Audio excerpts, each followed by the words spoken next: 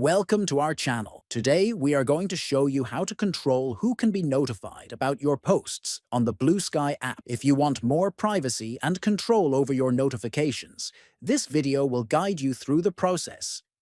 First, open the Bluesky app on your phone. Next, look at the top left and tap on the three dots icon. Then, from this menu, select the option called Settings. Then, scroll down and tap on Privacy and Security. Then, find the option that says Allow others to be notified of your posts.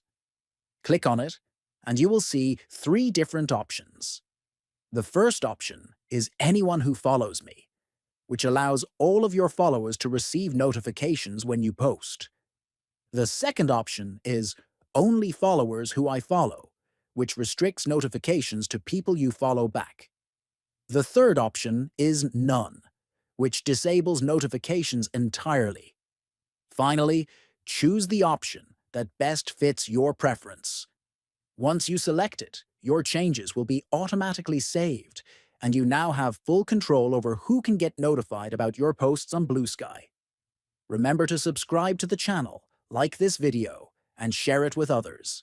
Thanks for watching.